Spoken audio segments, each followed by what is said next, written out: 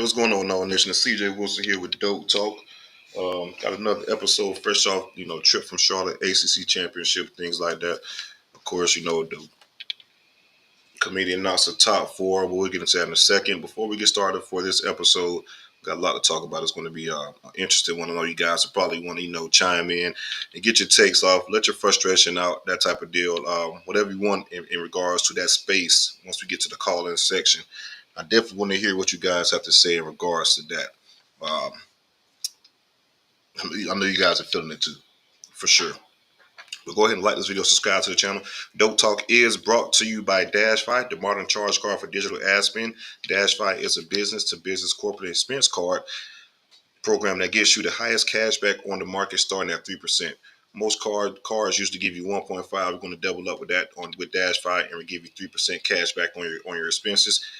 Again, if you're not getting this type of cash back on your business to business purchases, exactly what are you doing? Apply for the DashFi MasterCard today. It could be anything from shipping products off of customers, anything like that. DashFi definitely has you covered. All right, guys, we'll go ahead and jump right to it. As you guys know, the Florida State finished the regular season, won the ACC championship, finished the season 13-0, first conference title since 2014. And also, if you guys want to interrupt me, by any means, go right ahead. Just hit the super chat, and we'll get those questions addressed as soon as possible. So if you guys got anything in regards to any questions or just takes you want to get off right then and there, if I'm at a talking point that you guys want to highlight a little bit more, go ahead and hit that super chat, and we'll get that addressed right then and there, and I'll pivot back to whatever you guys want to discuss within your super chat question or comment, whatever it may be. But yeah, like I said, man, the committee did go ahead and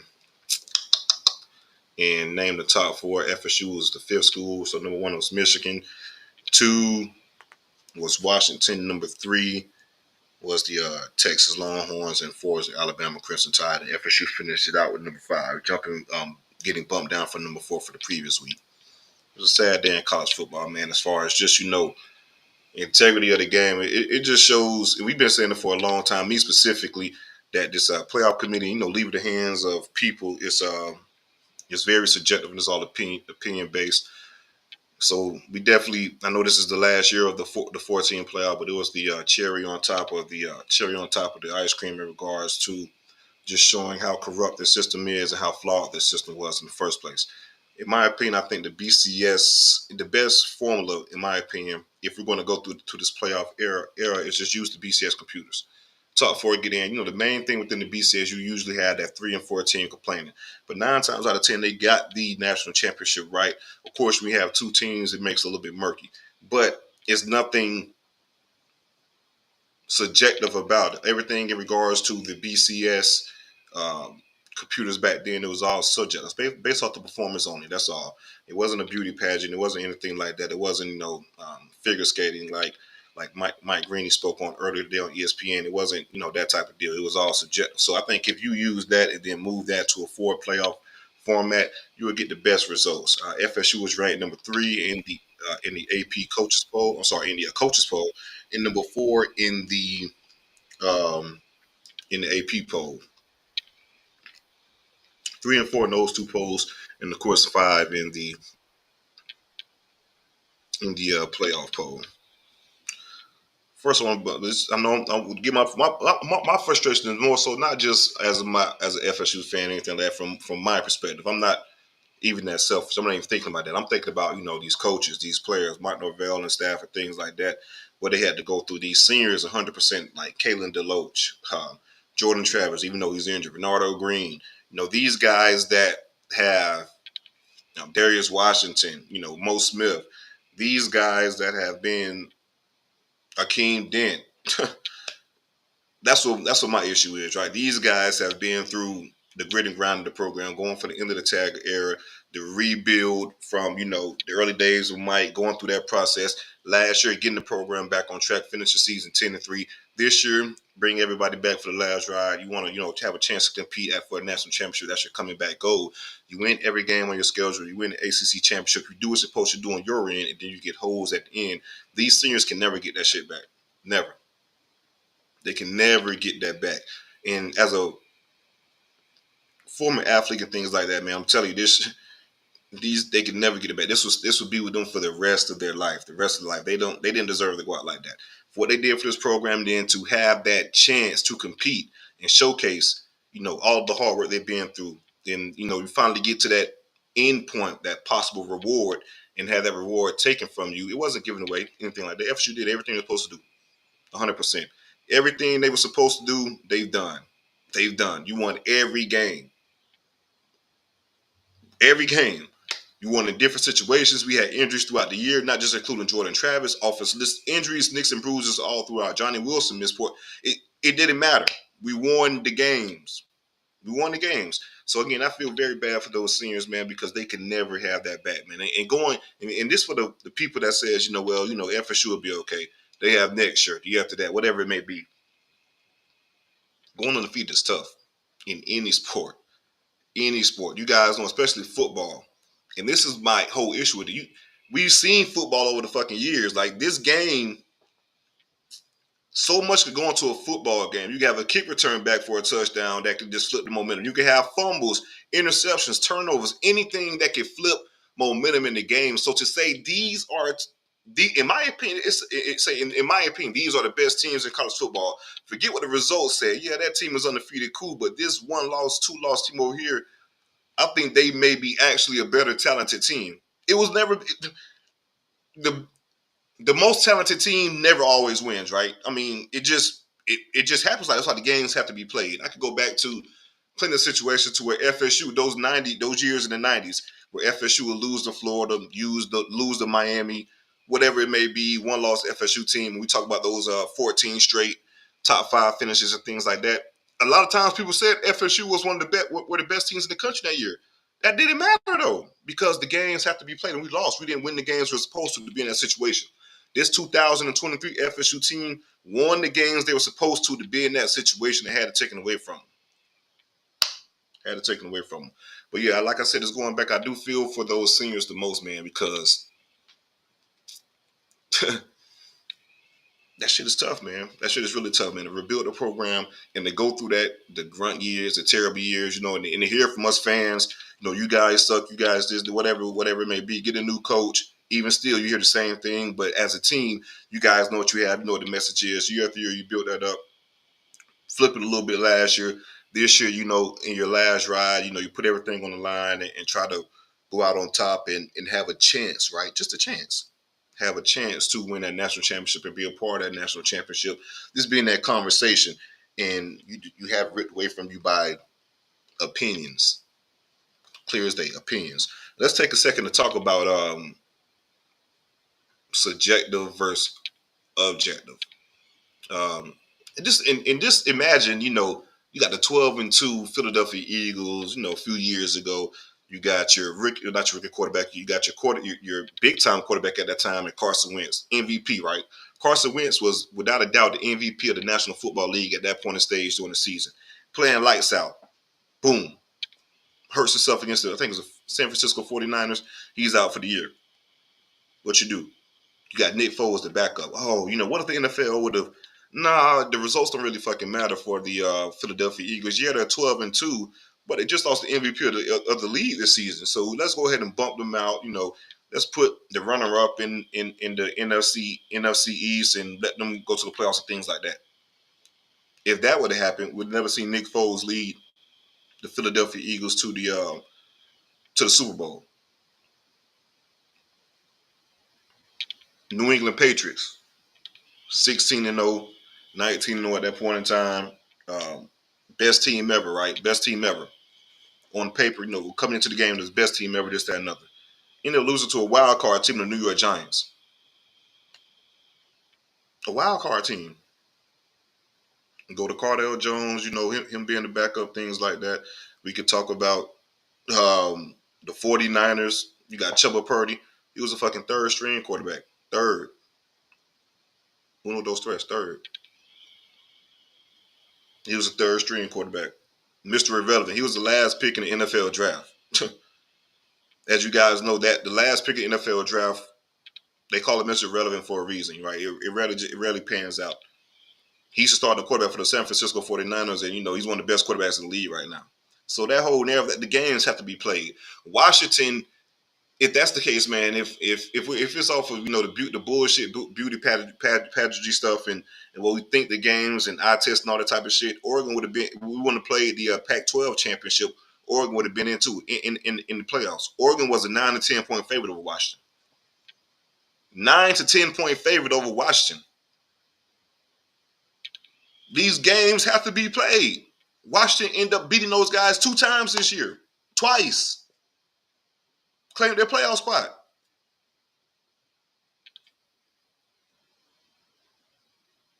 Again, man. So this whole college football, man, I guess it's a little bit in basketball too. When it comes to the playoff selection and things like that, it could be a little subjective as well. But no other sport, man, no other sport that I could think of has when it comes to man for man, me versus you. We have X amount of damn minutes when the game, number of innings we got to play, whatever it may be.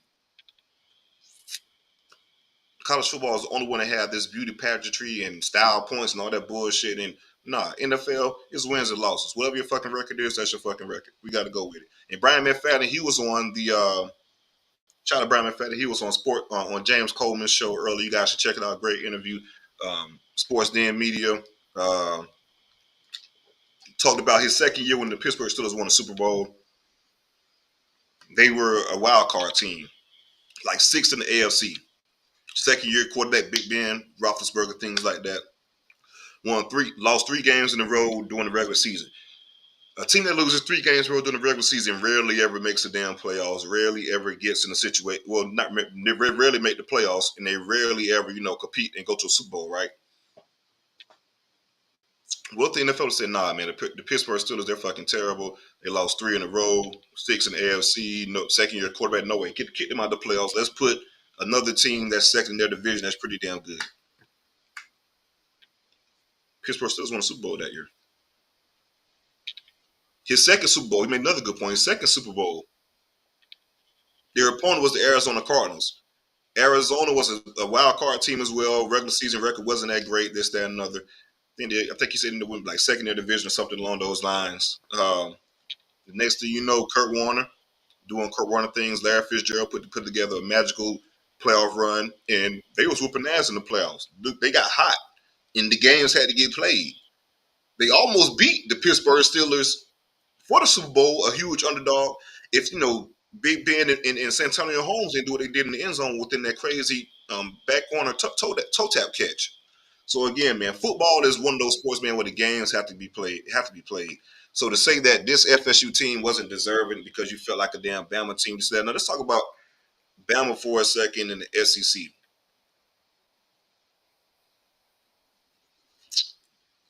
The SEC was what 6-4 versus the ACC this year. 6-4 versus the ACC this year. I think it was 7-9. Well, 6-4 was 4-6 versus the ACC, rather losing fashion. They were 7-9 versus the rest of the country outside of SEC games, below 500. And people talk about, oh yeah, that's the bottom barrel teams. Florida isn't a fucking bottom barrel team. The SEC is not our fault or other teams' fault that the Florida Gators were trash this year. The South Carolina Gamecocks. All of those Texas A&M, all the teams that you say have the best talent, this, that, and another. Tennessee was average. Kentucky, the Kentucky Wildcats. I think Kentucky had the most impressive win for the SEC in non-conference play. The most impressive win. Their win was against the Louisville Cardinals, the team we just beat. So again, though, just for the SEC narrative in Bama, just because Bama won that conference, that doesn't mean they should be deserving of the damn playoffs, man. Because that conference clearly wasn't a good conference this year. It wasn't a great conference. It wasn't the best conference in college football this year. It wasn't. Simple as that. You can't keep talking about those last few years. You got Bama, you got Georgia, you got Ole Miss, and LSU, I guess, and those are the good teams within that conference. The rest are pretty mediocre. But we all know that shit is pretty much money driven and things like that. But just speaking about Bama itself, you talk about how we play with backup quarterbacks and things like that, style points. They need a fucking Hail Mary. They need to pray to be Auburn, a bad Auburn team, a terrible Auburn team, terrible. Auburn team got boat raced by New Mexico State at home the week before. You need the Hail Mary of 4th and 31 prayer to beat those guys. Play my theme music. I said, are you strong? They said, I'm strong if you strong. And I said, we strong then. Where's the ACC route rage? Why aren't there still enough for FSU? Imagine if Bama was left out. What would the entire SEC do? I'm so pissed off.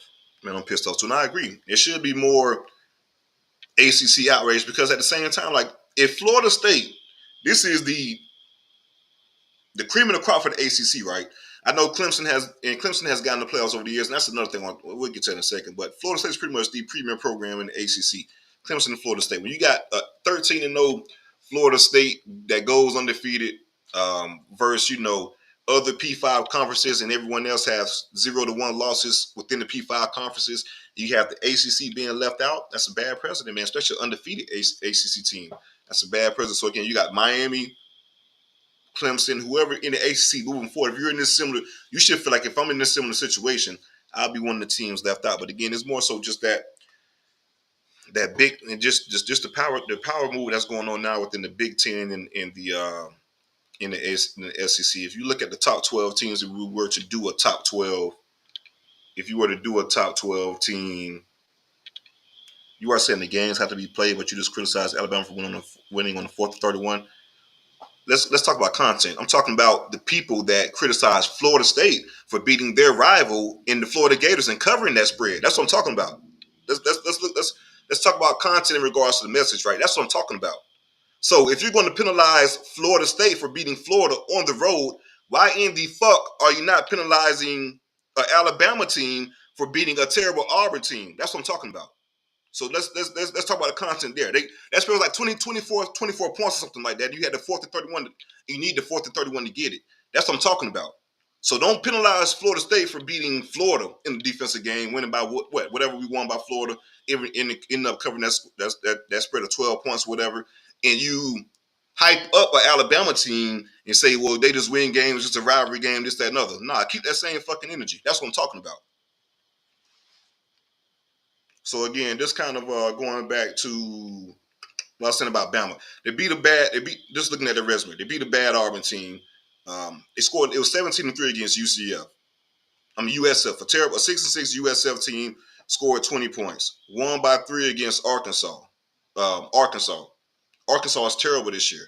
But you want to criticize FSU for, say, close game in Boston College, a bowl team, close game against the rivals and things like that. Like, come on, man, you just got to be consistent. So my point is every team in this top 4 has holes in regards to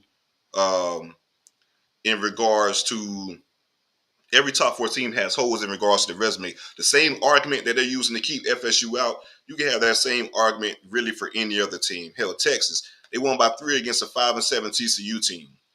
They won by 7 against Houston. They lost to Oklahoma. I mean, come on now. And of course, you got Washington. Washington beat a 5-7 Western Michigan team. I'm sorry, not Western Michigan team. Washington State team. They needed a game-winning field goal to beat those guys, and they had an 8-point win against a 3-9 Arizona State team. So the same arguments that you use for FSU, you can use for other teams as well. And let's talk about just what we did. And people say that everything it boils down to Jordan Travis. Well, the quarterback is out. This, that, and the other. Jordan Travis is out. So FSU shouldn't be in because they lost their best player. They're not the same team, this, that, and another. Of course they're not the same team. They're not the same team at all. That doesn't mean they can't win football games in other ways, right? That can't mean that, football can't be won in other ways. It's a 22-man sport. FSU got a lot of other players other than Jordan Travis, and they showed that. Let's talk about the defense for a second. Louisville averaged over 30 points per game. 30. They put 38 points on Miami Hurricanes, so I think it's a pretty solid defense.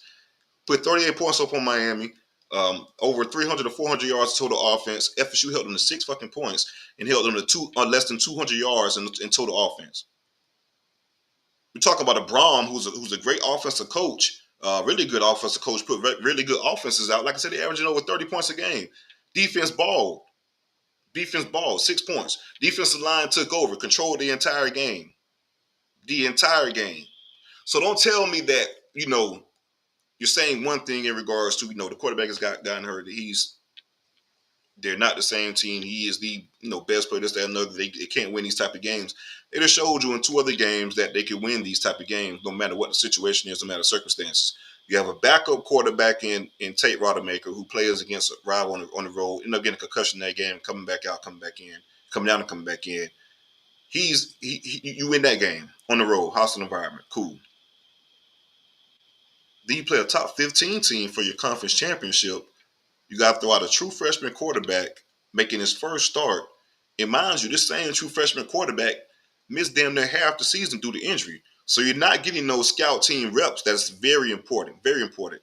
The Southern Miss game, you guys remember Brock Glenn got hurt, ended up coming back about 5 or 6 weeks later, played against Alabama State. As a true freshman quarterback, as a freshman in general, those practice reps are very important for scout team purposes. You get better in things like that. He missed that time. So again, you have a true freshman quarterback making his first start against a top 15 team. The spread's like 1 point.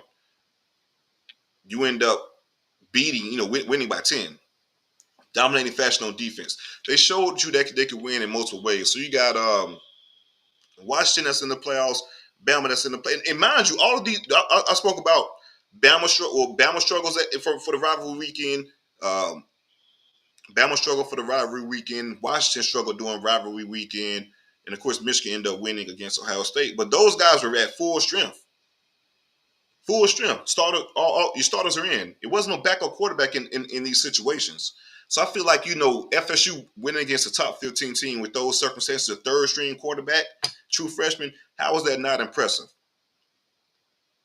How was that not impressive? So again, I feel like, for sure that, moving forward that not necessarily moving forward, but I think they did enough to submit themselves within that top 14, one of the top four teams. And also, the committee judged FSU based off of Saturday's output and their quarterback performance Saturday in regards to, Brock Glenn being the starter quarterback. Brock Glenn was not going to be the quarterback that you saw in the potential playoff game. He wasn't going to start. Tate Rodemaker was going to be the starting quarterback. It was a game time decision for Tate Rodemaker. I'm pretty sure the game was played on damn Sunday or Monday. Tate could have probably suited up and played. So again, that wasn't going to be your starting quarterback moving forward. So just another bias and inconsistent, flaw in regards to the committee's judgment, so to speak, in picking these top four teams. And also, you give FSU, you give them a month to get right and a month to get healthy. You take a month to get those first string reps and things like that. Let's talk about certain things. I feel like FSU would have had the best defense in the playoffs. So again, you got Washington, Alabama, Michigan. FSU would have probably ended up being the 4th seed, so to speak. Michigan, who, mind you, had less total yards in their championship game against Iowa than FSU did against Louisville. But FSU offense struggled so much, right? Michigan had 213 total yards of offense. FSU had 219. McCarthy, starting quarterback, right? Veteran guy, this, that, another. We played third string true freshman against a better team. Against a better team. So just another inconsistent flaw in that, man. As far as that, the Michigan offense has stunk for weeks. So again, I feel like if you match up FSU defense against that Michigan offense, they're not getting over 200. They're not getting close to 300 yards unless they're going to be in the same damn ballpark. I feel like FSU has the best running backs if they'd have made the playoffs. They have the best running backs in the playoffs. Receivers, it'll be a debate between us and Washington as the best receivers.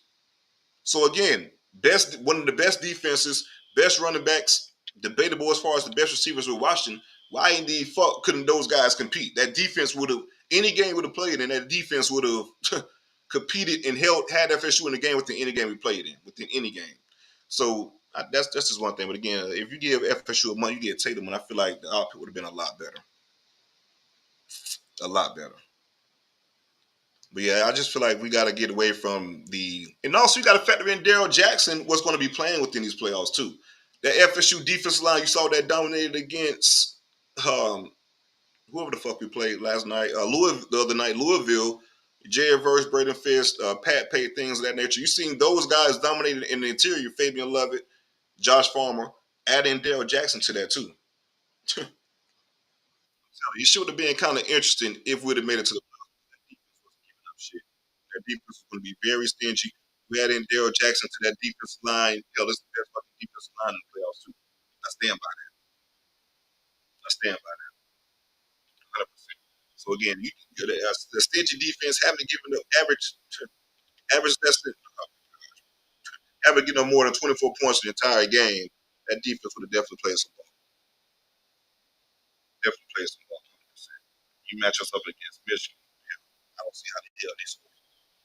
So it is, man. It's just sad. I feel like you just can't leave an undefeated P5 team. Man, it sends bad precedent. I guess it does. All this shit, it shows the beauty pageantry of it. And we got to get away from it, man. The games got to matter. They definitely do. If it's very hard to go undefeated, and then you schedule a team like LSU and things like that for your non-conference team. You got LSU, Clemson. You go out to Clemson, you give them their first home loss since 2000, first conference home loss since 2016. I mean, what more can you do? Now, granted, the Florida Gators and the Miami Hurricanes, they definitely didn't help the situation out being down. And then you beat the 20th ranked Duke team too. So I mean, everybody, these guys, every obstacle that was thrown in these guys' face, they did, man. I'm telling you guys, man, going 13-0 is hard. Going undefeated is very hard within the regular season. That shit is hard. For football, it is, man. It's just so hard.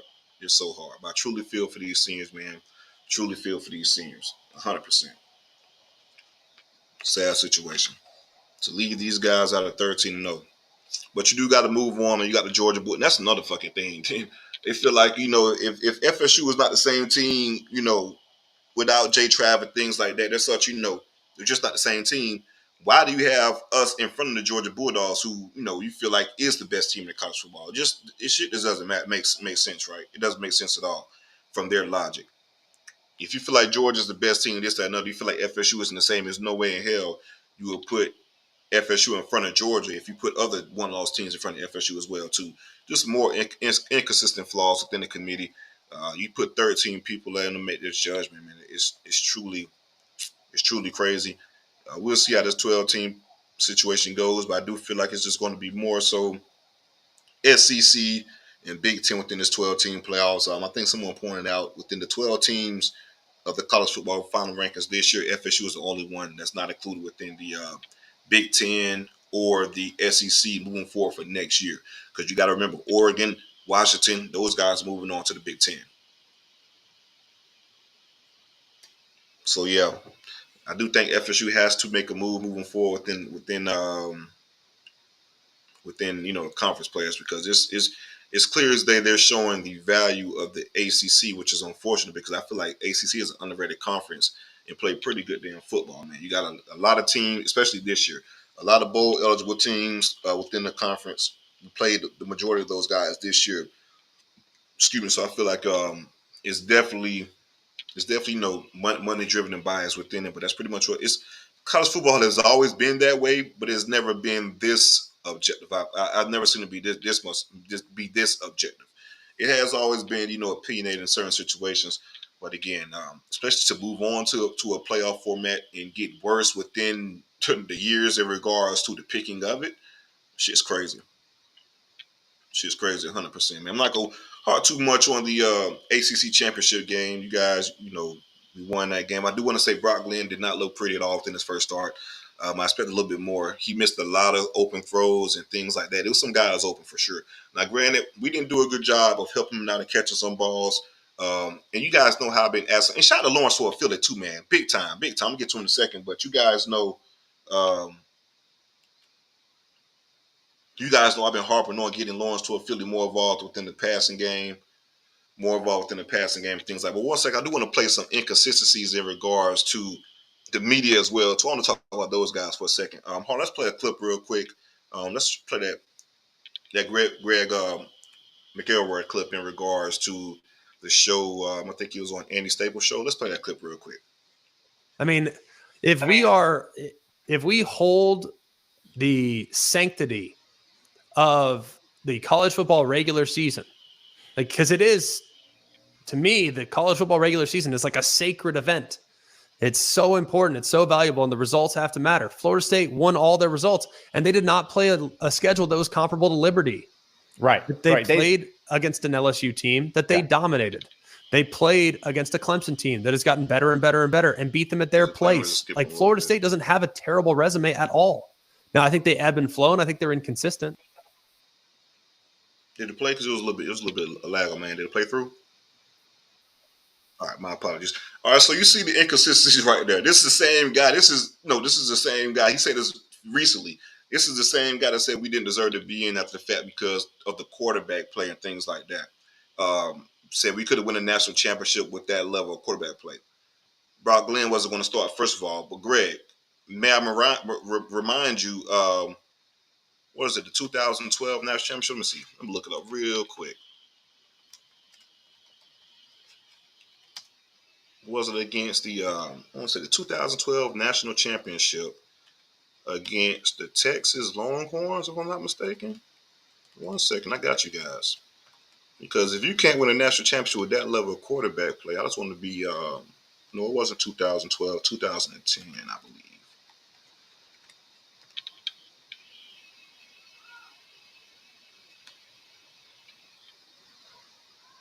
2010, yeah. The Alabama Crimson Tide beat the Texas Longhorns 37-21. If you guys remember, the star quarterback of the Texas Longhorns did get hurt. The Alabama Crimson Tide they ended up winning that game. Greg was 6 for 11 for 58 yards in that game. The national championship. Your starting quarterback had 58 yards. 58 yards. Let me see. What did our third string guy have? 1 second, guys. 1 second. Let's see what our third string guy had this past weekend in his first start. So you have 58 yards against a veteran quarterback in Greg. So let me just see. We couldn't win national championship with bad quarterback play, right? 55 yards for Brock Glenn. Whew. I don't know, Greg. Look like your national championship came with bad quarterback play, with you being the quarterback. Keep the same energy you had on just. You guys know, if you know me on Twitter, I'm a big component of being consistent. The same energy you had a week ago, keep that same energy. So a former quarterback as well, I'm not even sure I pronounce his last name. Someone on Twitter said he's so irrelevant, it doesn't really matter to pronounce his last name. Dan Orvalski, whatever it may be. Let's play that audio real quick. Let's spin this forward because I know where people are going to go with this, okay? Thoughts and prayers for Jordan Travis. Hopefully he recovers. If Florida State wins out, they absolutely deserve to be in the college football playoff in one of those Final Four teams. Absolutely.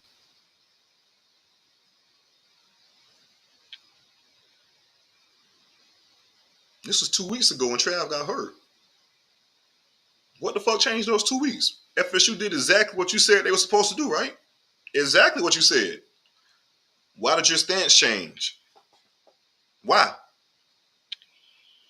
We need answers. Why? Why did your stance change? I think we know. The powers that be kind of, hey, change the tune a little bit. This is what the talking points are going to be. Let's stick to our guns and this, that, and other. And it was also a clip. We don't have that. It was also a clip way back. This was when Jordan Travis was hurt. I think it was the morning of college game day for the college game day, the morning of the North Alabama game. Excuse me. I think Kirk Hershey and those guys had a segment talking about what would happen if. Just give me your playoff scenarios. And Kirk pretty much said, he think Alabama's going to end up being Georgia. And if that happens, he will have FSU out. This was before Jordan Travis' injury. Fast forward 2 weeks later or whatever, Travis injured. The committee, there's an injury. They have something within the guidelines that says, injuries. No. Trav wasn't even. Hell no, like Jamie said, bro. Hell no. Trav wasn't even in the fucking discussion. It was an afterthought of him. He wasn't. I'm not gonna say in the discussion because injuries happen after the fact. But Trav was fully healthy at that point in time, and you still had us out the playoffs. So don't come with this bullshit narrative. Now you clearly showed me that agenda has been pushing. But just moving forward a little bit to the Louisville game. Like I said, Brock Glenn, he didn't look good at all in certain aspects. He held the ball too long. We had guys pretty much running wide open a lot of times on the game within the game. And I've been talking about getting Lawrence to affiliate the ball, right? Getting Lawrence to affiliate the ball in the pass game, something we haven't really done this year. Big matchup problems. First play of the game, man. Mike drew it up perfectly. We had a wheel route drawn up with Lawrence to affiliate. matched up against a linebacker. I mean, it could have been the play, to set the tone for the game. I feel like Lawrence Toafili would have scored. He had a step on the court, step or two on the linebacker. We seen Jordan Trav and Toafili make this play routinely all the damn time. Trav is going to throw it all the time, right? He just trusts it. It was there. Brock Glenn didn't throw it. He held onto the ball. I think he had taken a sack or something like that. But just give you an example of certain plays that was there. And shout out to Mike Norvell. He had to get creative on offense. So what did he do? Ended up putting Lawrence Toafili in the Wildcat. Shout out to Lawrence Toafili, man. 75-yard, that 75-yard run. I'm sorry, 73-yard run. I think it was the second longest run in ACC championship history. Big time play. We needed that. Yes, it was the second longest run in ACC championship history. We needed that play, big time play. Lawrence Toafili ended up being the championship game MVP. And right, well, it was a debate with him and Fisk, but he definitely came through on offense. So offense needed a big time spark. Trey Benson got some things involved too, running the ball. We had a couple drops. Of course, Keon had a couple drops. I feel like he could have brought down to help Brock out. But overall, though, just the defensive effort we put out on Saturday. I haven't seen the defense play that good in a long fucking time. And we talk about Mickey Andrews defenses and those type of performances. That was a Mickey Andrews type performance from Adam Fuller in that defense. By far. That was a Mickey Andrews type of dominant performance. To hold those guys to less than 200 yards, 6 points, and we talk about a team that averaged 31 points a game and over 400 yards of offense like that. That was a dominant effort by that defense. When I say dominant, the offense put them in bad situations. 3 and out, 3 and out, 3 and out, 3 and out. They responded, and kept responding. You had that punt. I'm telling you, I thought Louisville. I thought that was going to be, because I kept saying in the press box for the championship game, like this defense can only keep responding so much, right? There's only so much we can do in regards to the defense just holding. We got to get something on offense. We got to get something. Lo and behold, I don't know what the hell the punt team was doing, but those guys come scot-free. Ended up losing yards on that punt exchange and putting those guys in the red zone. What do? Instead of giving up 3, they get an interception, man. Tatum Bethune with a big time play. First of all, Tatum Bethune on the first play, the touchdown. I thought it was a touchdown. Ended up playing through the entire play, through the whistle, and ended up knocking the ball out. And then on the third down, ended up picking it off. So again, man, shout out to Tatum Bethune, man, big time player. But that's what I'm talking about. His defense, they just kept responding. And it's just about talk about Mike Norvell and just what he's instilled in his team to keep pushing, keep responding, how he respond, things like that. They responded to the Jordan Travis injury. They took that shit personal. How the defense played against Florida and how the defense played against Louisville, they took that shit personal, man. They responded in regards to that Jordan Travis injury. They responded after the bell. They came through big time. But like I said, that's the Mickey Andrews type performance. Defensive line was just amazing. We ended up having 13 tackles for loss, 7 sacks, and 10 pass breakups against Louisville. 13 tackles for loss, 7 sacks, and 10 pass breakups. I want all you guys who had the naysayers for Adam Fuller, I want you guys to send him a Christmas card. Send Adam Fuller a Christmas card. I want you guys to apologize for all the wrongdoing you guys done through the last couple of years. Tell him you're sorry. Tell him Merry Christmas and go Noles. Send Alan Fuller a Christmas card, man, because the way he's been performing, the way his defense has performed this year, this is what I've been talking about in regards to the acquisitions. We had key pieces, right? We had some good corners. We had some good linebackers. We had some good defense line. Play my theme is real quick. We'll get Dr. Beard. We ain't leaving without a victory. We ain't leaving without a victory. That's simply the FSU way, man. We're not leaving without a victory. 19 straight wins. Man, I went from disappointment to anger today. Travis tweet about breaking his leg earlier started my villain arc. Hey, man, I'm with you when I'm right, man. Like that's fucking bullshit, man. Like my fucking quarterback saying he wished he would have broke his damn leg early in the season just to show you how good this team could be. Like it shouldn't be that way, man. It shouldn't be that way. Shout out to Big John, man. Clemson Tigers are 100% behind you guys, 100%. Appreciate the support, man. Likewise, man. If you guys in a certain situation, I feel for you guys too, man. And it's not an ACC thing, man. It's just a football thing, man. It's just a respect of the game and just how shit goes within football. It's just not right. A P5 team, undefeated team, should not be left out of playoffs at all. That should be the afterthought of anything. In my opinion, it should have came down to the 3 P5 teams, Michigan, Washington, FSU, they're in. Your last spot, you got 2 P5 champions, right? Big 12 champion, SEC championship, right? Both of those guys are 11 or 12-1. What do we have in common, though? Those guys played the head-to-head. Who won the head-to-head? Texas ended up beating Alabama by 10 on the road. That should be the last playoff spot in the discussion. Just my opinion and how it should go, right? That's pretty much cut and dry. How, but it could, you got the bullshit politics, right? This, that, and another.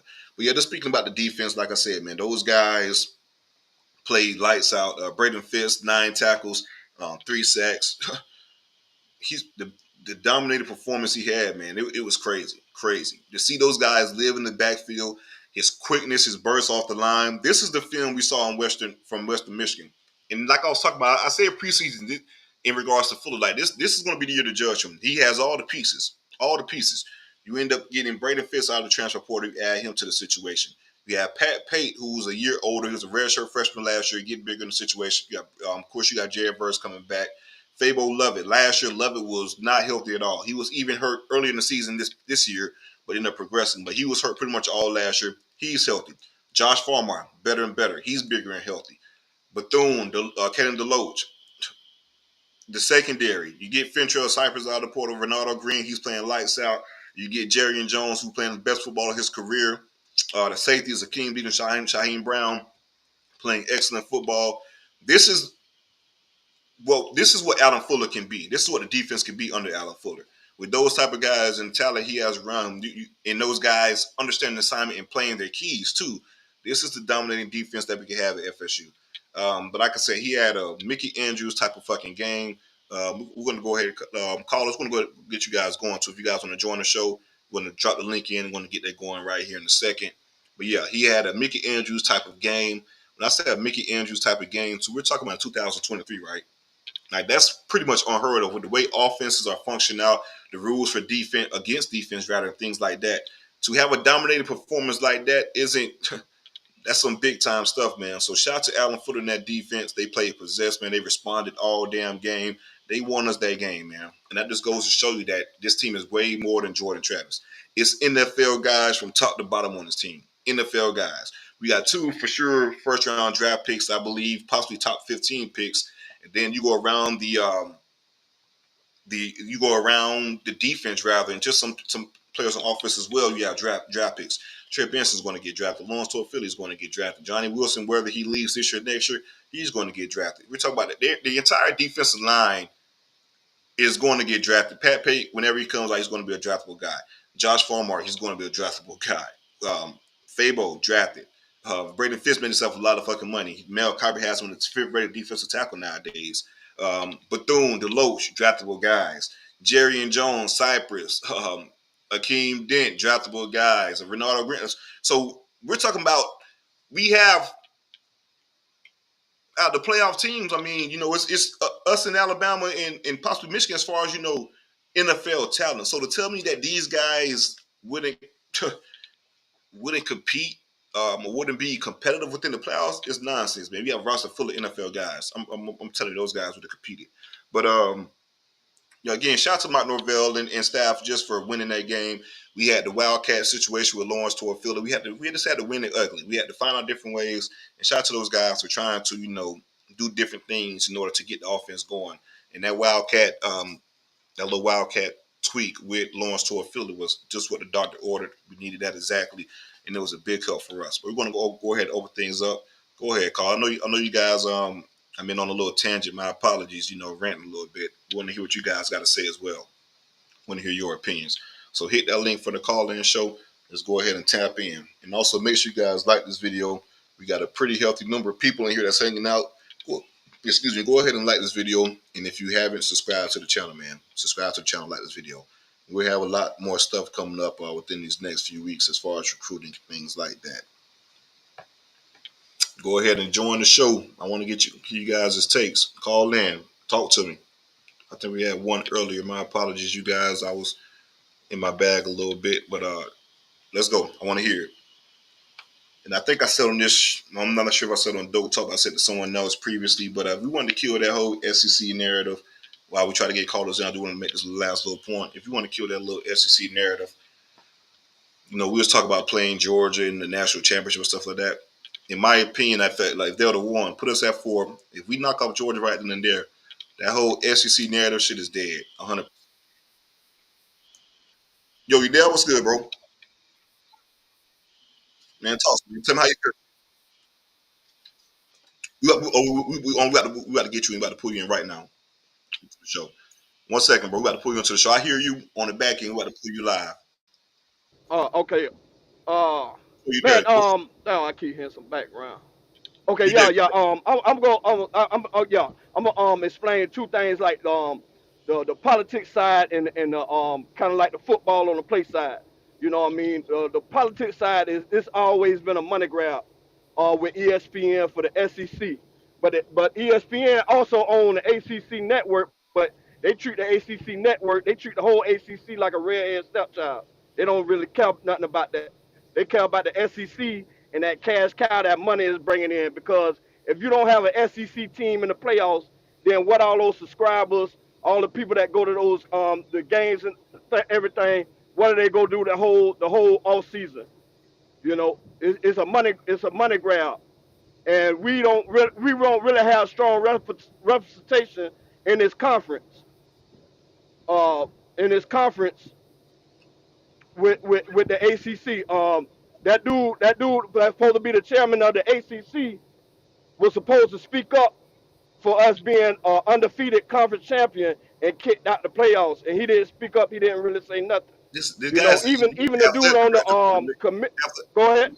no, I'm about to say, yeah, we talking about the athletic director for NC State, man. The NC State Wolfpack, the athletic director. But go ahead. Yeah, but even the chairman of that conference or the committee is from the ACC. He was the I think the AD for NC State. So it's really a political thing, but the fix was already in even before Jordan Travis broke his leg, because about Florida State. Florida State might be out to a one-loss Alabama even beforehand, even before everything. You're right, bro. Man, I You're right, keep hearing stuff in 100%. the background, man. No, we good. We Oh hear you good. You want Lord, to keep going? You good? you hear me? Yeah. Hold on, I'm trying to clear this out. Hold on 1 second, man. I don't know why I keep hearing stuff in the background. Yeah, okay. Hello, you hear me now? Yep, I hear you. Hello? Yep, you All there? right. Yeah, but like I was saying, okay, so the week before they asked the chair the head of the chairman, you not go penalize Florida State for having a hurt quarterback, and he got on there. He said, no, I'm not gonna penalize. We're not gonna penalize FSU. FSU has some dogs. They got He some definitely dogs said over there. that. They got some He definitely dudes. said that. Then all of a sudden the next week they come back after we beat Florida. Okay, they didn't move us nowhere in the rankings, up or down. Oh, you gonna penalize FSU? No, we don't see any reason. All they got to do keep winning, then you in. Curve Street. Oh, FSU fans should be happy. You in the playoffs. But then all of a the chairman for the SEC, Nick Saban, all them, they start politicking. Hey man, we can't. Ain't no way we can.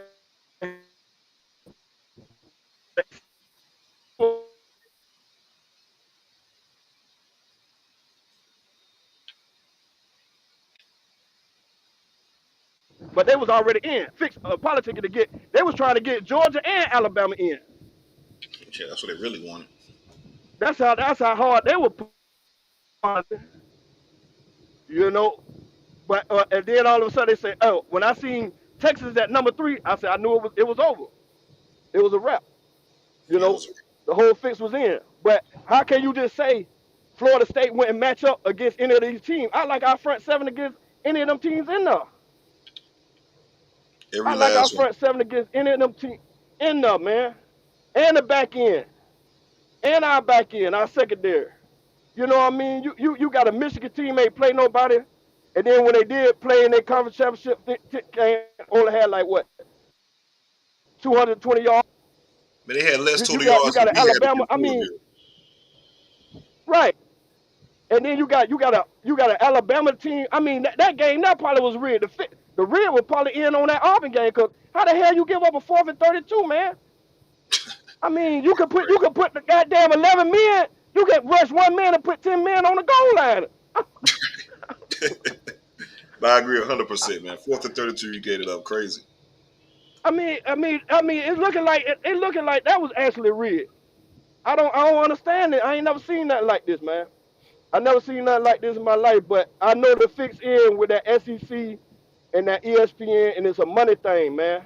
It's a straight money thing, and Florida State already went to the ACC and like, hey, we want out this conference. So our representation in the committee and stuff, hey, they like the hell with them. They want out of here anyway. The hell with them. Because we were supposed to go to a 12-team playoff this year. But the This ACC year we voted was against it. they was against it. It's crazy, man. I ain't never seen an undefeated Power Five. I mean, it's a Power Five conference, and you say no, they can't get in. You talk about TCU. TCU got in. They whooped Michigan. You want to compare? If you want to compare to TCU, I take that. They made it to the national championship game. Then 1 year you let Cincinnati in. Cincinnati was pure trash. You let them in. It's like, man, and if we so dependent on Jordan Travis, why this man ain't up for no Heisman Award? Why this man ain't up for no awards? If that was the call, we so dependent on Jordan Travis. Sound We like the we housing. How they making it seem like he sound like the housing winner, right? right. Why we so dependent on Jordan Travis? Why you ain't sent the man for no awards? It's crazy, man. But like I said, man, it went no way. It went no way. None of them teams. And then we got to play Georgia. But I mean, everybody go opt out that game. That ain't gonna be no real. That's not gonna be no real bowl game, man. Who gonna play in it? Yeah, man, it's gonna be The- interesting to see. That's gonna be the big question I got too. It's gonna be interesting to see on both ends if Mike could get some of the guys to buy in to stay, man. But it's gonna be tough. It's gonna be interesting to see. No, man. I mean, but what if them men play that and get hurt? It ain't worth it. They did everything they were supposed to do. They Yeah, did I agree. everything they were supposed to do, man. They shouldn't play that. I mean, I they agree. gonna talk. They gonna talk either way. Either way. Oh, y'all be the Georgia team that didn't play. They starters. They core players. They was checked And then out. huh? Georgia was checked out. They didn't want to Yeah, play in that bowl. They didn't want to be yeah, there. yeah. I mean, it's like we double fuck. Excuse me, like we double fuck. No, you It, good? it, Yeah. you know, it's bad, bro. I was really thinking about. I know Mike won't do it, but take a knee every goddamn down, man. Take a knee every down. Yeah, You man, that know, is tough. I know. I'm ranting on. I'm a little upset about it because I'm a diehard Florida State fan, man. Being Rocket since Casey Weldon days, man, and it's just I ain't never seen nobody. I mean, if y'all, I just like for people to come out and say, hey, we finna screw you. Hey, we got to have a SEC team in. Be straight up. Be straight up about it. Don't That's don't exactly don't what it was. hide. Right. Don't hide it. Talk about it was because of quarterback. And, come on, man. Stop being a coward, bro. Right. Just straight up say, hey, listen, we had to have an SEC team in there, and Texas beat Alabama, so we couldn't keep them out. And Texas get ready to go to the SEC, so we put both of them in. And Florida State, we bench you over, put a little Vaseline on you, but we bench you over. And literally fucked us, man. Literally. Yes, sir. But man, that's all I got to say, man. You know what I mean? And my thought, I just want to ask you a question: how you feel about the bowl game? And I'm out of here, man. Yeah, man. Yesterday I was pissed off, man. I was in the, I was in the, the thought of boycott that shit as well too, man. Um, but at the same time, bro, that shit is tough, man. I know this because I really feel like we had it to play for 100%. We had to play for, so that's real tough. But I do feel like go out there and play. Now, my thoughts on the bowl game, because I did say, and I was kind of getting to this point prior to you getting on. If you want to kill that SEC narrative, you beat Georgia. That should have killed that narrative completely. You can still carry that narrative. Of course, you're not playing for the same thing, but if you knock off Georgia, that kills everything that they have stood for, everything that they're trying to stand for, everything that they're trying to prove against us. So I still feel like we should try to go out and give our best effort to win that game, go for it. So, that'd be a 20-game win streak leading into the 2024 season. I know that's the shit we don't want to hear, but it's that's the best case scenario. I do think it could still be some positive that kind of come out there. If we go out there and whoop up on Georgia, we could really take on a recruiting trail and pretty much sell that to anybody.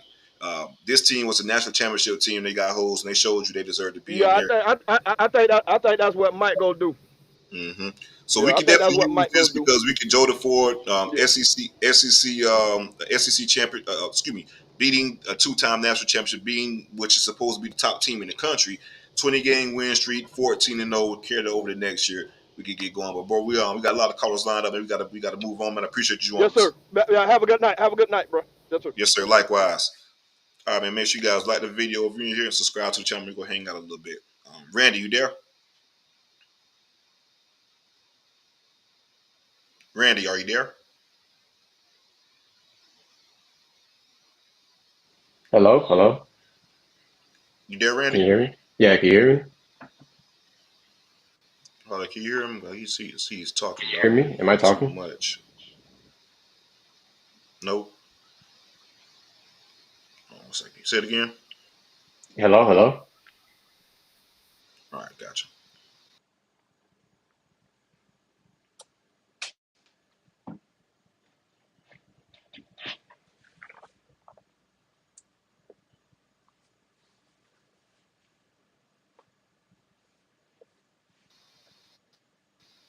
All right, my apologies. I'm back. Randy, you there? Yeah, yeah. Hi. What's up? What's good? Man, what's good, man? Talk to me. How you feeling? First, I want to talk about the SEC bias. If we're looking at ACC playing out of conference, but I think they're 7-9 this season, Correct. and if we're talking about the big boys in the conference, LSU, we smoked them. Mm-hmm. First game, best offense. Defense showed out. They allowed one touchdown in garbage time to Jaden Daniels.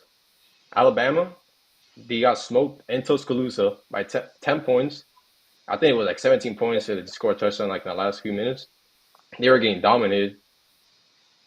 Who else played a tough game? Georgia? They didn't play nobody. They were supposed to play Oklahoma. They Georgia got Tech. scared. They played Georgia Tech.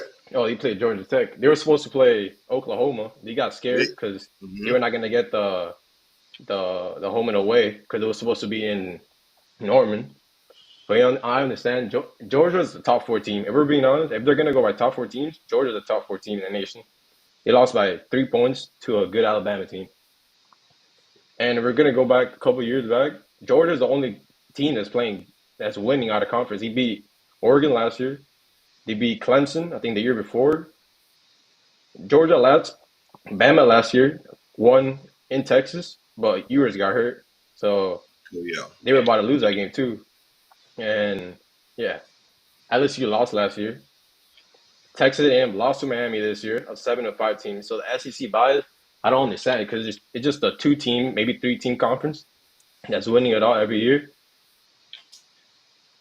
So yeah, and I also want to talk Tate Rodemaker. If we combine both of the games that he played, I know it's North Alabama, but it's also Florida. If we take the averages of the scores, we scored 36 points a game. That the championship game was our third string quarterback. So how does this committee take into account that championship game when we have 36 points with Tate Rodemaker? Oh, what are your thoughts on that? No, yeah, I agree. Tate was going to be our quarterback, and also I think if Tate would have started against Louisville, that game wouldn't have been that close at all. We won by 10. I feel like we could have beat them easily by 20 points. So we could have got up on them pretty early within the half. How the defense was going, I think it wouldn't have been a close game without Tate. So I agree. And like I say, he was in concussion protocol, like concussion. We're talking about something that's a month later in regards to a possible game. So how can you factor in, the quarterback play from that past Saturday in regards to a game a month later? He wasn't going to be the guy. Tate was going to be the guy. And that's why I kind of hated it for the simple fact Tate missing that game, because I really feel like we need to make a statement, right?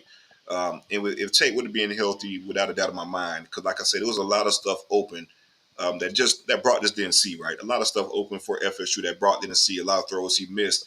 I feel like Tate would have done a better job we would have mustered up a lot more points than 16 for sure. 30 points by at the very least.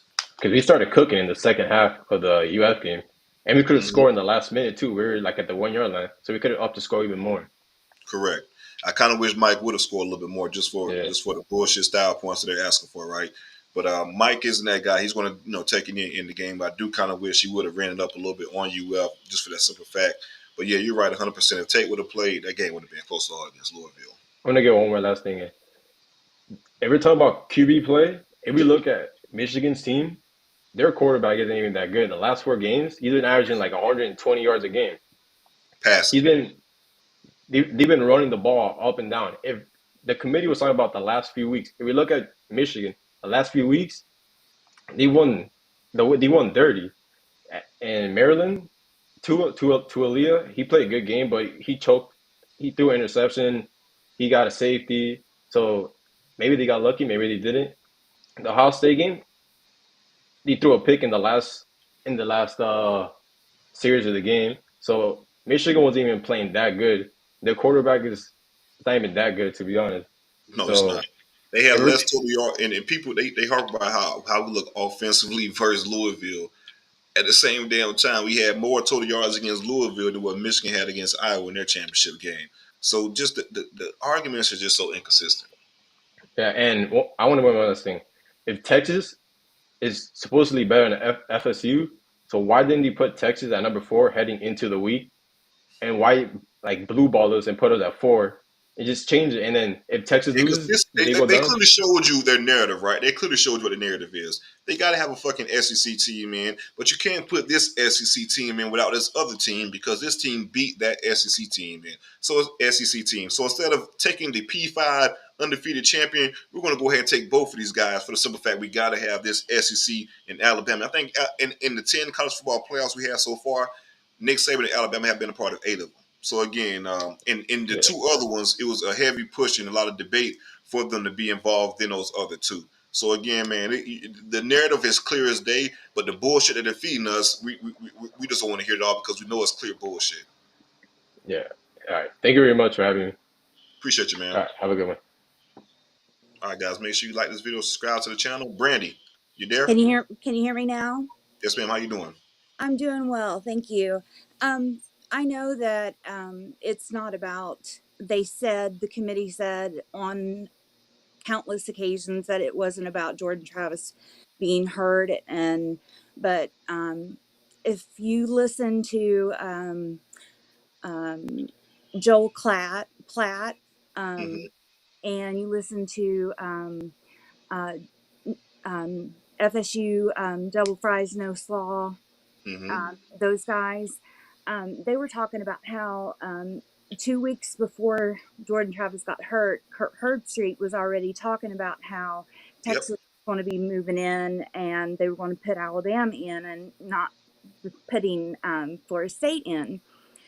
Joe Platt today, he said one of the he actually pulled it up, and the College Football Selection Committee criteria, on one of the criteria, it says other relative factors such as unavailability of key players and coaches that may have affected a team's performance during the season or likely will affect its postseason performance. That is one reason that they can keep a team out. That's a bullshit ass reason. It is. Because the games still have to be played. It is. So one of the downloads that I watched said that, they just made college football pretty much figure skating because you have 13 people that know nothing about football that are judging teams based on this criteria, and it's made a mockery of it. So I just thought that criteria was asinine. So I agree because we preach all the time, especially team sports, you got to overcome injuries and things like that. You got to press forward and stuff like that. Next man up, so to speak. You can't preach that nowadays, or you can't preach that and then have that as a fallback in regards to that. You can't penalize a team for that.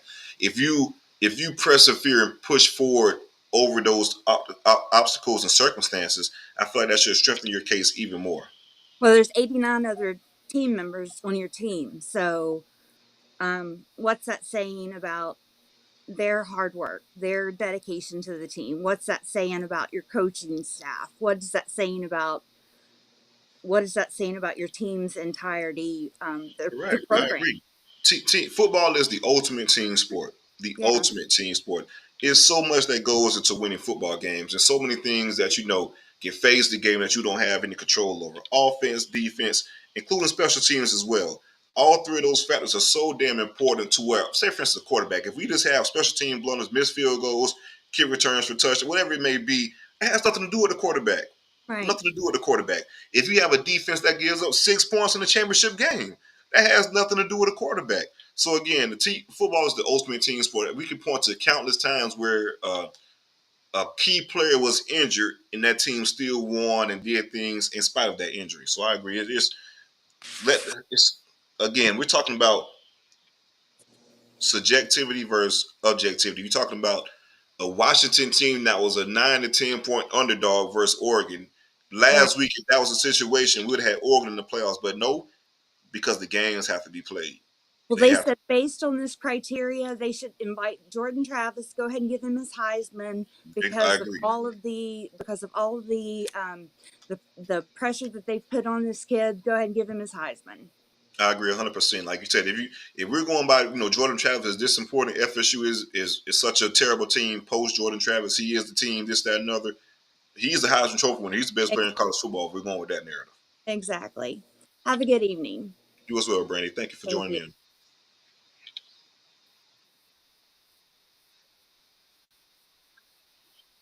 All right, cool. Play my theme music. Florida State, your brothers, your team, your heartbeat. We some dogs. We ain't no puppies. Big John, how you doing, man? Appreciate the donation. My Clemson Tigers will beat Georgia's ass for you in August. Go Noles. You're up first. Hey, I appreciate it too. It's crazy, Big John. You said that because we threw a tailgate in Charlotte. We hung out in Charlotte. I have a brother who played at Clemson. He's on the Clemson staff. He came up and hung out. Charlotte's only a few hours away from Clemson. And he was talking about that game as well and how much, you guys, the Clemson Tigers, want to beat Georgia as well for that home opener. So I'm with you. We're going to get them first, and then we're going to pass them over to you guys for seconds. So I agree, man. Go Tigers for that game. Jay Scott, what's good? You on mute, brother? Jay Scott, you there?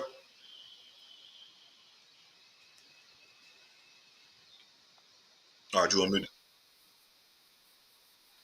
Can you hear me? Jay Scott, you there? Yeah, I'm here. Let me try to refresh real quick. 1 second to kind of get you in. Let me try to refresh. Shit, did he leave? Yeah, throwing KP. CJ. My boy, man, what's good, man? How you feeling? Man, listen. First off, Tiny Hat Gang, man, checking in. We in here, baby. We doing work. Here's the thing that gets me about this whole thing. All right, I got the committee, they showed us they biased. We knew they were biased. We've always known they've been biased. We all knew this. We figured we handled business. They couldn't deny us, and they did exactly what we thought they were going to do. They denied us the chance at greatness. And that's just what it's always been. But see, the thing is, first off, I want to say congrats to the 2023 Florida State Seminoles, undefeated ACC champs. We went out there and handled business like we supposed to do on the field of play. Everybody got something to say, but everybody had their shot to knock us off, and they couldn't knock us off. They had to go and get a whole bunch of suits to sit in a hotel room eating continental breakfast to come out here and do their dirty work for them. Them boys couldn't do nothing to us out here, and that's what's making me more mad about it than anything. Because first off, you block us after we go undefeated. We beat everybody in front of us, and you want to block us from getting in. Then you got the naysayers, the haters, the people who had their shots. They couldn't do nothing, so now they out here celebrating like they did something. And then you turn around and say, your team didn't deserve to get in because one player, in their eyes, one player made the whole squad. That's not how this works. That's not how this works. But I even want to go further back than that, because if we were to go look at any other metric, if we were talking about pre-BCS, Florida State is going to be one of the teams that we get to see. If we talk about BCS, the BCS rankings have Florida State 4. Even if you wanted to go by the computers, Florida State was in there. So it took the subjective opinion of a bunch of people who don't know nothing about football to come up here and say something to us. So you know what? It's okay. It's okay. We already knew what it was. This committee showed us what we have always known this whole time, but this was the year that they got to hide behind the fact that they don't have the 14 playoff next year, where they made this into an invitational. So it's no longer you win the games on the field. What it is, okay, well, we got 4 teams. We just gonna pick who we want, and then we'll let everybody else argue and be mad about it. They got their ratings, they got their screen time, they got everything else that they needed except the one thing they should have done, which was put the teams who won on the field in the playoff.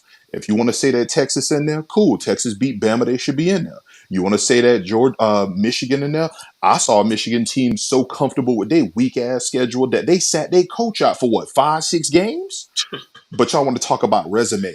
I saw a Washington team look like straight garbage for a month before they beat Oregon. But y'all want to sit here and talk about how Florida State is winning close games, but Washington is what, gritty when it comes to their wins?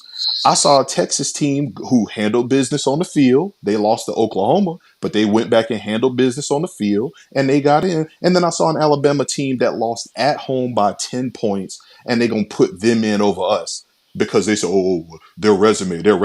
Let's talk about resume. Because for the longest, what have we known about the SEC in these rankings?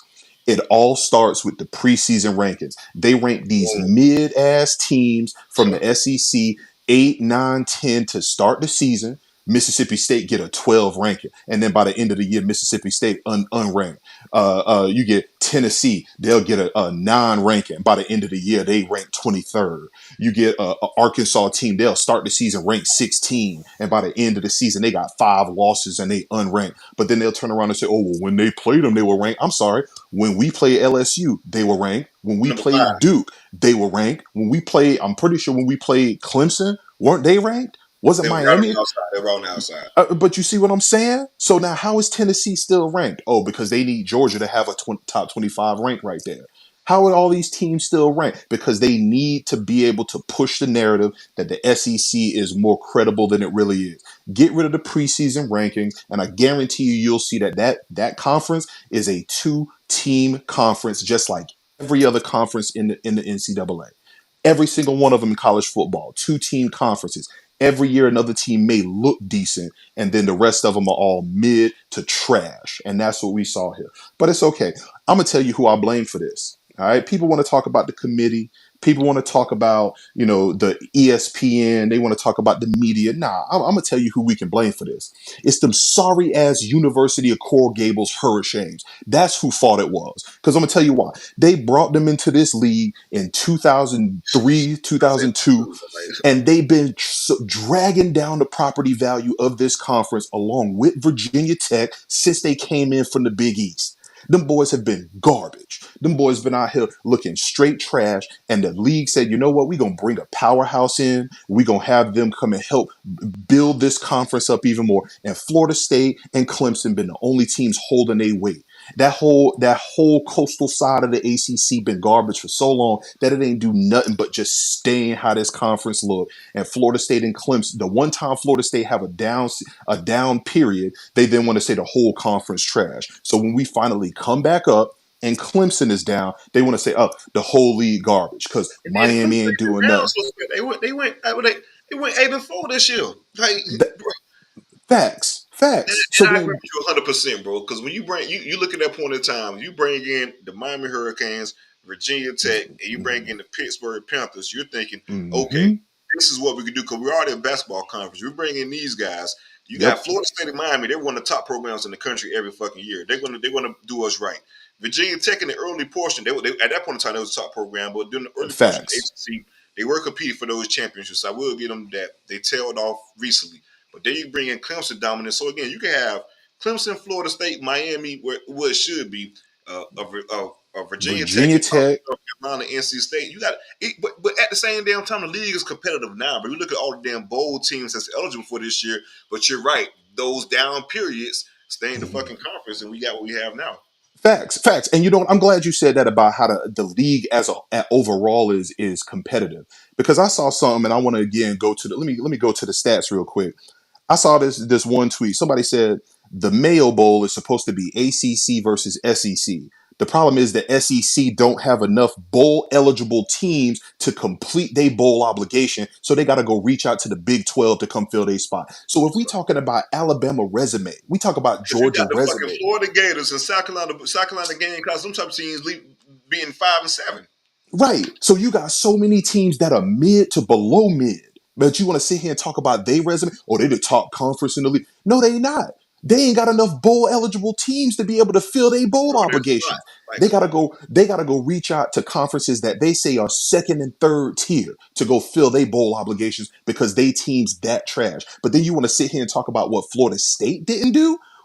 All we did was show up on the field, win these games. They sat here and talked about, oh, well, how do you reconcile Michigan playing without their coach? And then that old waterhead ass boy from up there at NC State talking about some, oh, well, we saw the veteran leadership of the players and they rallied together. I'm sorry. When Jordan Travis went down, didn't our veterans step up and handle that business to finish that game off?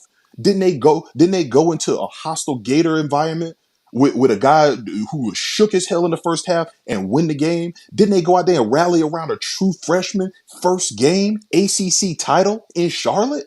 They rallied. That defense showed up. That defense out there was as good as any other defensive game I've seen on a Florida State field. But they want to sit here and talk about how we didn't show up. Our players in that locker room didn't show up. they showed Is up that like what a they saying? motherfucker. They Right. showed up. Real Right. quick point in regards to and we're gonna get to the super chat. Real quick point in regards to the ACC standings and just the league being competitive altogether. 11 ACC teams are bowl eligible. 11 Right. out of 14. It's only 3 teams in the conference that isn't bowl eligible. So you can't tell me this conference isn't competitive top to bottom. But real quick, don't play my theme music. I saw a wide ass open hole and I just hit that bitch. Appreciate you, Reggie, for coming through, man. Don't tailgate. We undefeated. We still undefeated. Go Noles. Yes, Damn sir. right. Yeah, but just go to that damn point, though, bro. You got 11 of the 14 teams in this conference is bowl eligible. This conference is very competitive. Right.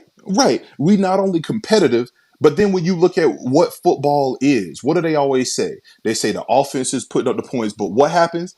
Defense wins championships. That's what they always say. So let's talk about the Florida State defense, because again, what I heard was this Florida State team isn't the same without Jordan Travis. That's what I heard, right? That's what he said, right? Okay, cool. Let's talk about the rest of the Florida State team, since y'all want to act like Jordan Travis was the only guy that was out there doing something. I'll go back to another stat that I pulled up over here. Since Jordan Travis's injury, the Florida State defense was on the field for 38 possessions. 38 possessions.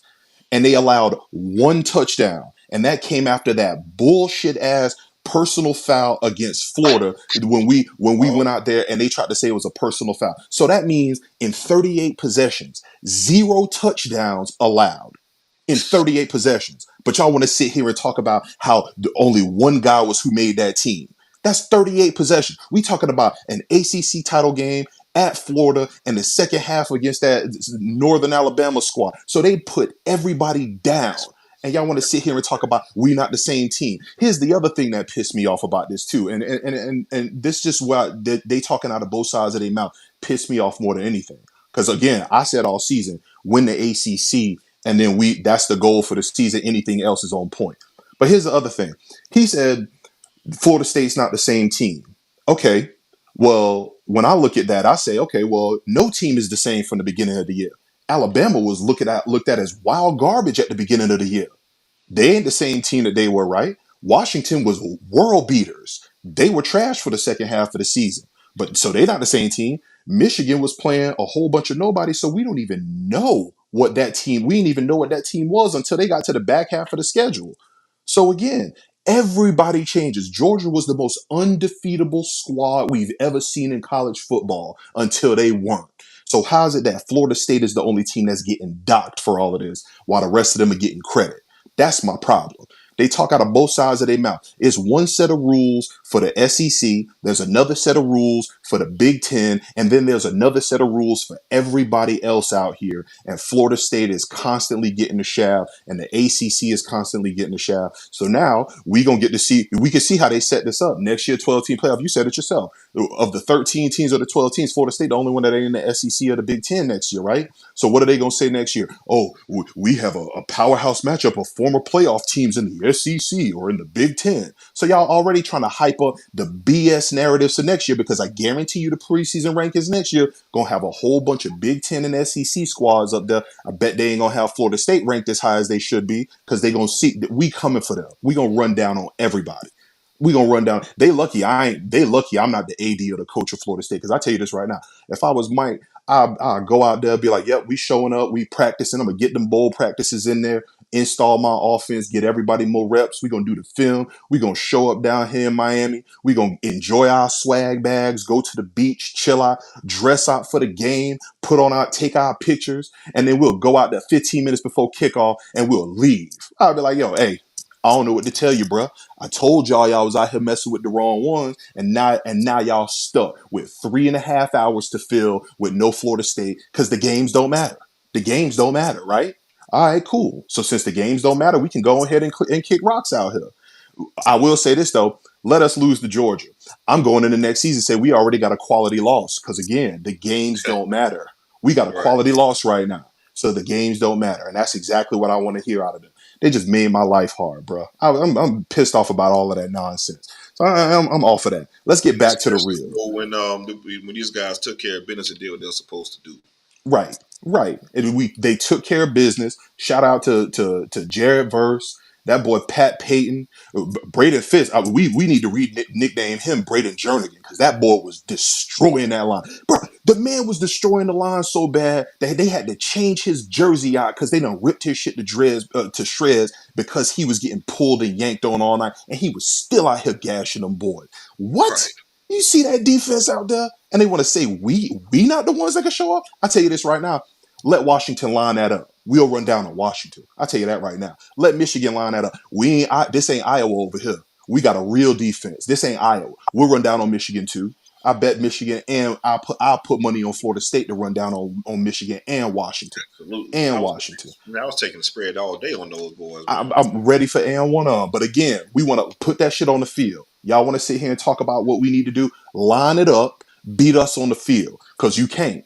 You can't. They shook, and we see it. Everybody shook at Florida State, because they're like, we don't know what Mike gonna come up with. Them boys came up here with the Wildcat. Ain't nobody been preparing for that all season, and they gonna be ready. They ain't gonna be ready for it when we pull up on them. Next thing you know, Tate coming out there slinging that ball left and right all across the field. Johnny and Keon doing the little hand movements while they showing the first downs on them. Boy, they were shook, and they know it. It's okay. 2023 ACC champs, undefeated. Florida State Seminoles, and that's what I'm gonna remember about this. I ain't even gonna pay attention to this nonsense that we saw. We saw a great team go out here on the field. We saw a team that's going one more step above, climbing back to the top of the mountain, and this is just the next rung in that ladder before we go back out there again next year and take what's ours again. It's all good.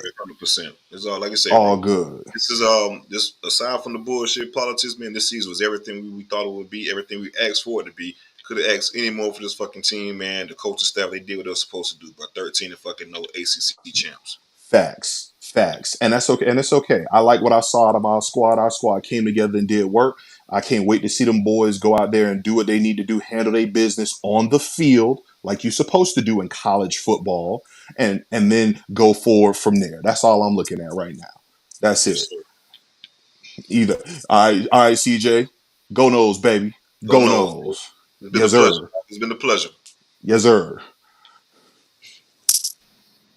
All right, Ron, you there? Yeah. Hold on one second. All right. Yeah, can you hear me? Yep, you got them highlighted, Harlan. All right, we got you. Yeah, you in now. You hear me now? Yep, I hear you. All right. Man. Hey. I tell you what, man, honestly, I wasn't even watching the selection show, bro. I Hell, ain't I was even, on the road back. I was on the road back from fucking Charlotte. bro. I was changing my oil. I wasn't even watching the selection show, man. I kind of knew the vibe last night, or not last night, Saturday night, excuse me. And I was kind of explaining it to my wife, and she went and looked at the committee, and I had a bad feeling just from the commentary on ESPN. I just had a terrible, terrible feeling about what was going to take place, and I went on a little rant on Facebook, and I was just basically laying out our case, like as if anybody on Facebook could make that decision for me. But it's not a surprise, man. Because you heard about it in a couple years past, and if so and so had gotten injured, that would hurt whoever's playoff chances, and so I kind of knew, especially after Saturday, kind of knew what the vibe was, and it just confirmed it Sunday afternoon, man, which really sucks. I heard what KP said about teams aren't the same in the beginning of the season as they are towards the end, and that's look, I get that, and I know what KP was trying to say, and I agree, but that's that was supposed to be part of the criteria, if I'm not mistaken, was your total body of work, right? Whole season. Texas dominated Alabama. That game wasn't close as the scoreboard indicates. Texas dominated Alabama, and then the next week almost got beat by USF, right? And we had a couple close calls, but we were at Boston College on the road. We were at Boston College on the road. Like not to say Boston College is a tough environment or anything of that nature, but like we got out of there with a dub. Average margin of victory throughout the whole season, 21 points. 21 points, right? And I'm not even going to sit up here That's and tell. crazy. I'm not even going to sit up here and tell a lie. Honestly, out of all four of the teams in the playoff, I think we match up worse with Bama just because of what Milroe can do as an athlete as well as a quarterback. Mm-hmm. Like that would be the matchup that would worry me the most. But honestly, I think we beat Michigan. I damn sure think we beat Michigan with Trav, and I think we can beat Michigan without Trav. I think we won a national championship with Trav, but just from a playoffs perspective, I think we beat Michigan without Trav. I think we have a good shot against Washington as well. Like I say, from a matchup standpoint, Bama because of the running quarterback. But if we had a full strength team with Jordan Travis, I got no doubt in my mind this team wins. This team finishes 15-0, just for the simple fact that this defense isn't giving up shit. And with Jordan Travis, I like us to score more than 20 plus points in the game, or playoff game that is. And I don't think our defense, like I said, we haven't been at more than 24. The average margin of victory is 21, like you said, less than 20 points per game. I like our offense score more than 20, and our defense isn't giving up more than 20. Look, With Jordan man, Travis, and that's against anybody. TCU, people forget that quarterback that was that was starting for TCU last year. He was the backup. The starter got injured, and they beat Michigan. That's what Right? people fail to So realize. They talk about, this year's TCU and talk about the national championship. Well, these motherfuckers had to get to the national championship in the first damn place, and they beat this blue blood in Michigan that's been to the playoffs, 3 or 4 straight years and done jack squat in the playoffs every year they've been there.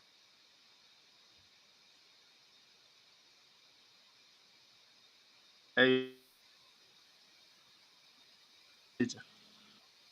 and that's really how I feel. They get in the big moment and piss down their leg every single year.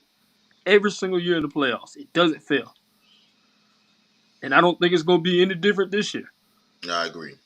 I think Washington beats them. Who yeah, is it Washington playing them? Yeah, it's Alabama versus Michigan. So they got Bama first, and then it's Oh, Washington versus Texas in the other no, matchup. no, no, no. No, I think Bama beats them by 2 scores. To be honest, it's just looking like it could be a rematch between Bama and Texas, in my opinion. Yeah. But again, we're gonna see Washington. Washington's done nothing but won every game, so I can't count those guys out. Even against playing against Oregon twice. Yeah, like I can see a Bama and Washington matchup. To be honest with you, I can see that. Hey, Washington, man, Washington just has so much on offense that you have to contend with. It's just two receivers that are probably top 50 picks. A running back that runs really fucking hard, really hard. Obviously Penix, and then the slot guy that came back. I can't remember his name, but he came back after missing 10 games or something like that. Mm-hmm. And I think Washington wins. I think Washington wins against Texas, bro. No, I can see it too, 100%. I can see it. So I've been seeing things about guys possibly opting out. Have we heard anything official about guys opting out yet?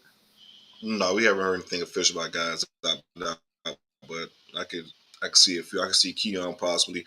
I think Johnny's going to announce as soon as he's going to enter the draft. I think he accepted the Senior Bowl invitation, all that type of stuff. I think he put out a Instagram message, thanking the fans, that type of deal.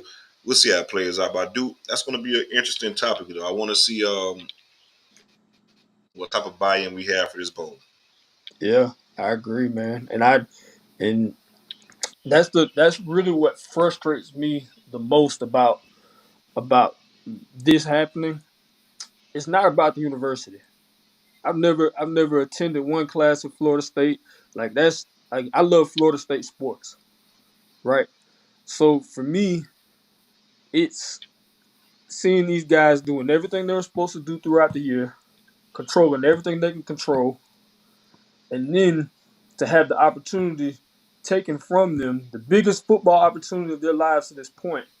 But as fans and as coaches and ADs, so on and so forth, they get so mad about these guys opting out of these bowls to protect themselves, ultimately as the investment.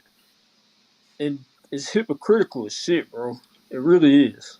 No, I agree, man. I like I said, that's my biggest gripe. That's why I'm so, I guess, upset, so to speak, is just for the simple fact of these players, bro.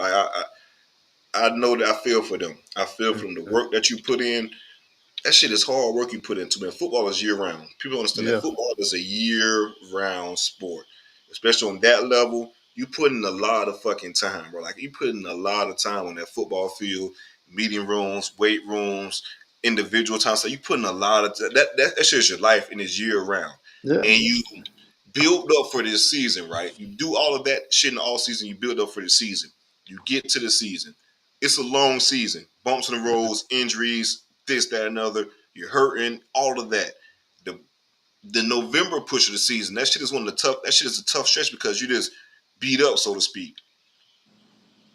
You do everything you're supposed to do. You win every game, 13-0. 13-0. That shit has not been people keep talking about next year. You don't get chances to be undefeated that often. Like it's a lot of shit that goes into it. You don't get them chances that often. So you're at that point in time, 13-0, and you get the last little piece of the opportunity to take away from you. The last little piece of the pie is taken away from you. You've done everything in your power to be in the situation.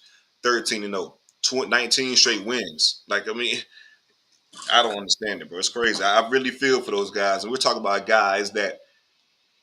Georgia's missing the playoffs. Georgia's been in the playoffs the last X amount of years, even before that they've been competing this, that, and other. We were terrible. These seniors went through literally the entire progress, being terrible, a rebuild, coming back a little bit last year, flipping the script, and competing for the final piece, and it's taken away from them within that last slice. That's my biggest gripe. Yeah, no question about it. No question about it, man. That's a lot of these guys saw the process through, and I don't blame kids for whatever reason they hit the transfer portal. That's not my business. But man, that transfer portal could have been a lot active on our behalf. Mm-hmm. Could have been way more active on our behalf. Mm-hmm. And I agree. Man, we had a lot of guys stick around. Yep.